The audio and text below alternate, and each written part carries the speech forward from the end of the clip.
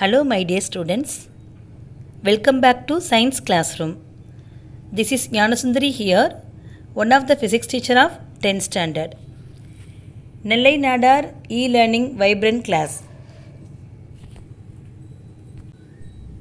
Previous class, you have learnt about Newton's second law of motion and its units and principle of moment. Today's class, we are going to continue the units, impulse, Newton's third law of motion and principle of conservation of linear momentum. Next, unit of force. What is unit of force?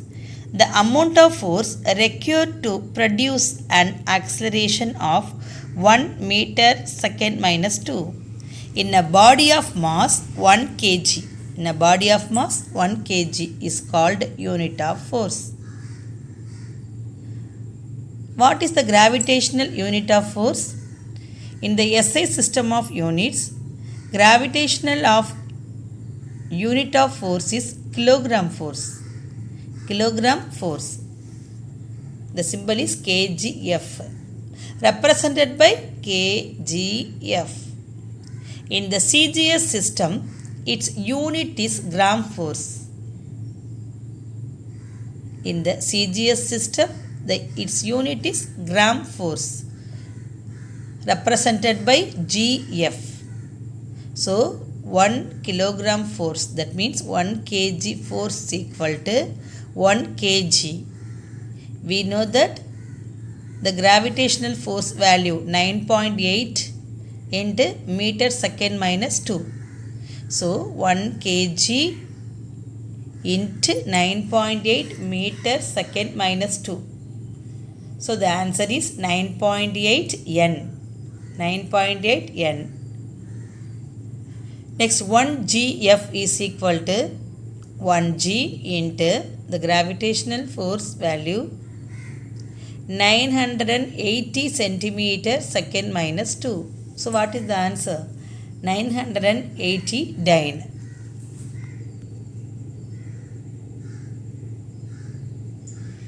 Now we are going to see impulse.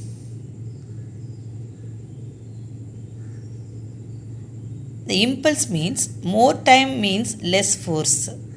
More time means less force. The formula of impulse J is equal to Ft. The symbol of impulse J is equal to force into time.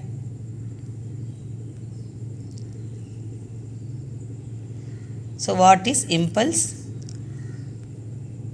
A large force acting for a very short interval of time is called impulsive force. When a force F acts on a body for a period of time t, then the product of force into time is known as impulsive, represented by the symbol S, J. So, impulse J is equal to F into T. F into T. We know that the unit of force is N. The unit of time is second. By Newton's second law, F is equal to, that means F is directly proportional to change in momentum divided by time. So, F is equal to delta P divided by T. Delta P means change in momentum. So, delta P is equal to F into T. Delta P is equal to F into T. From equation 1, we have substituted the value of F. So, J is equal to delta P by T. Instead of F, we should substitute the value delta P by T into T. So, the T and T cancel. J is equal to delta P. So, delta P change in velocity, we know that. So, mv minus mu. So final velocity minus initial velocity. Change in momentum means here change in velocity mv minus mu. So m into v minus u. What is the unit of mass? Kilogram. So already we know that the acceleration value. So meter per second. The initial velocity to final velocity to initial velocity.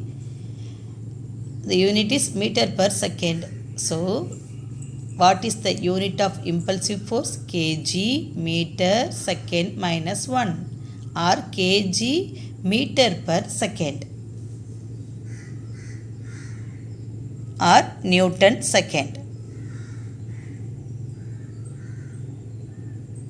Change in momentum can be achieved in two ways. They are: first one, a large force acting for a short period of time and a smaller force acting for a long period of time. Examples of impulse. Automobiles are fitted with springs and shock absorbers to reduce jerks while moving on uneven roads. So another example of impulsive. In a cricket, a fielder pulls back his hands while catching the ball.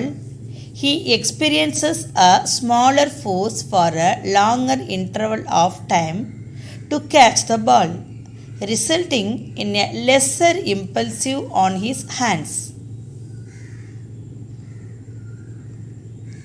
Next, we are going to study Newton's third law of motion. Newton's third law states that for every action there is an equal and opposite reaction. For every action there is an equal and opposite reaction. They always act on two different bodies. Consider two bodies A and B. If a body A applies a force Fa on a body B, then the body B reacts. If a body A applies a force Fa on a body B, that is action, then the body B reacts with force Fb on the body A, that is reaction. So which is equal to Fa in magnitude but opposite in direction. So the formula of Newton's third law, Fb is equal to minus Fa. Now we are going to see examples of Newton's third law. The first example, when birds fly, they push the air downwards. They push the air downwards with their wings, that is action. And the air pushes the bird upwards, that is reaction. The second example, when you fire a bullet, the gun recoils backward and the bullet is moving forward, that is action.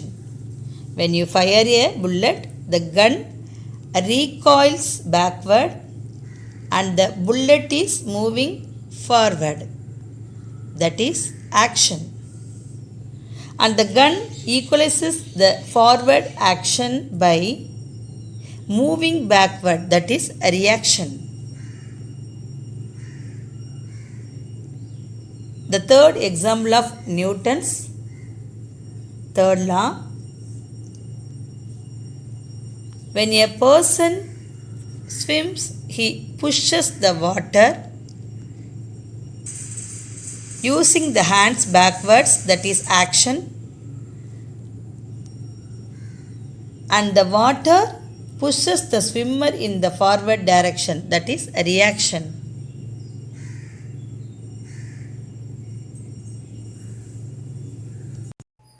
Dear students, if you have any doubts, send the queries through WhatsApp. Your doubts will be clarified during online live streaming classes. Thank you, dears.